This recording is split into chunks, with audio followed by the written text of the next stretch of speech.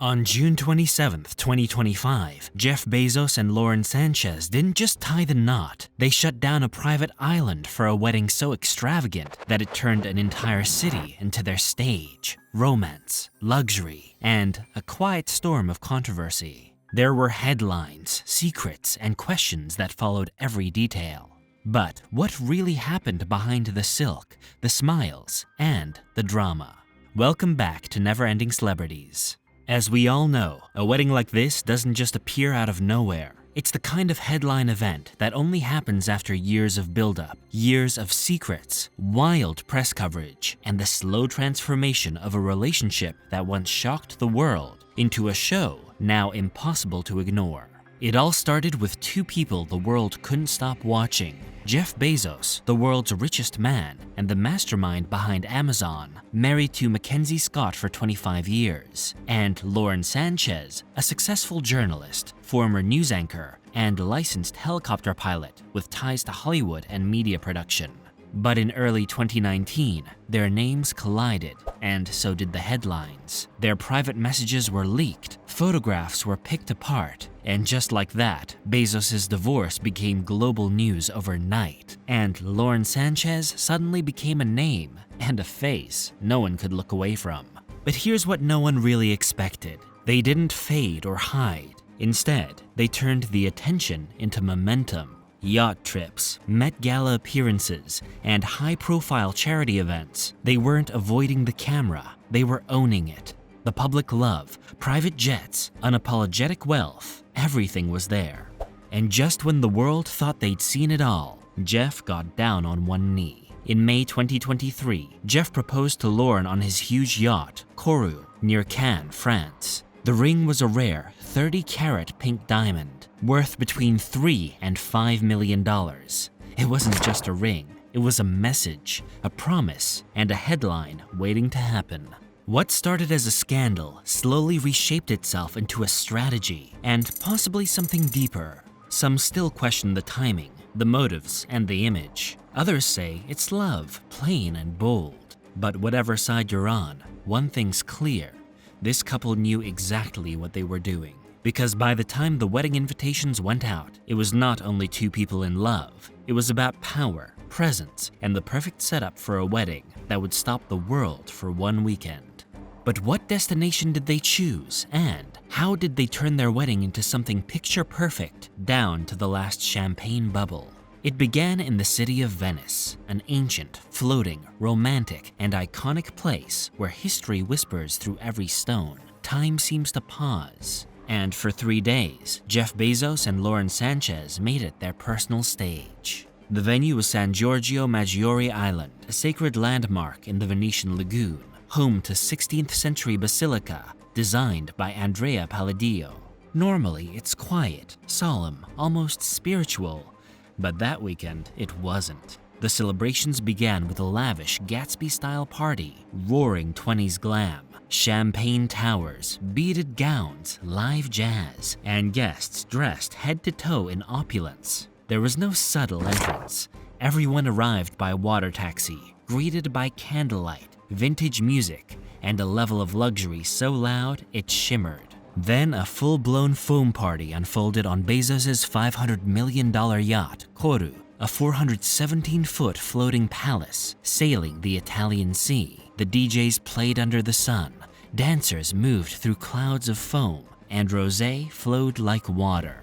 With the golden coastline behind them, it was like a fairy tale. As the golden light poured through the arches of the 16th century basilica, guests changed into couture. That's where Jeff and Lauren exchanged the vows. However, the next morning began with something totally unexpected, an intimate pajama party to wrap up the entire celebration.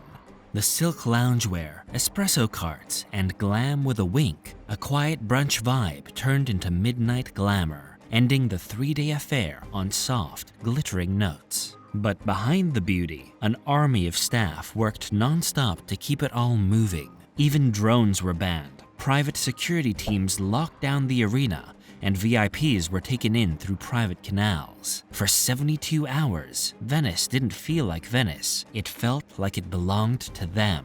And the guest list? It looked like it had been pulled straight from a billionaire's dream. Oprah Winfrey, Leonardo DiCaprio, Kim Kardashian, Bill Gates, Tom Brady, and even royalty like Queen Rania attended the event. But even with a private island and a yacht party, there was one question left. What did Lauren Sánchez wear when the whole world was watching? The answer is a masterpiece, a custom-made Dolce & Gabbana gown crafted in ivory lace with a dramatic mermaid silhouette, a sweeping cathedral-length veil, and 180 delicate silk-covered buttons running down the back. It was romantic, regal, and designed to stun. The gown literally took over 900 hours to create, stitched by hand in Italy with surgical precision. And here's the twist. Bezos was completely overwhelmed with curiosity, desperate to see the dress before the big day. But Sánchez held her ground. She wanted that moment at the altar to be untouched. And when the doors opened, he saw it for the very first time. But that wasn't the only reveal.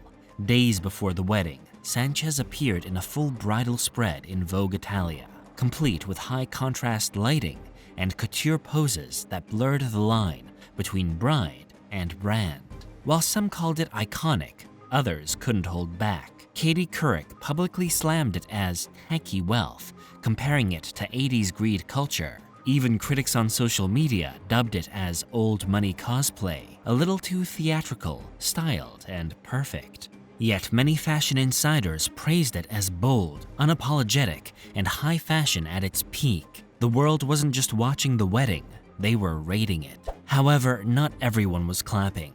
While the cameras zoomed in on diamonds, designer gowns, and celebrity smiles, the noise outside the frame was getting louder. As the wedding unfolded across Venice, so did the protest banners that said, "No space for Bezos." Locals lined bridges and balconies, calling out what they saw as the billionaire invasion of a city already strained by mass tourism and climate pressures. For years, Venetians have pushed back against cruise ships, overdevelopment, and the rising cost of living. And now, a private island was locked down for 3 days, just for a wedding.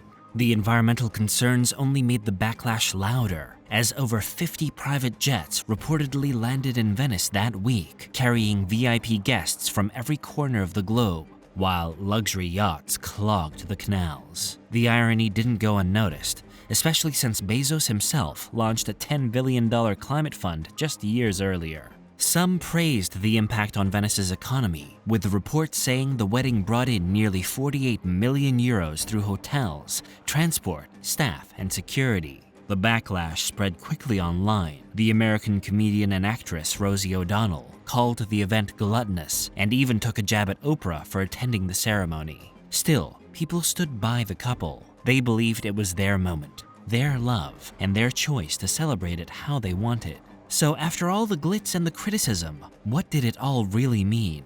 This was an image event, a global moment made to be seen, shared, and remembered.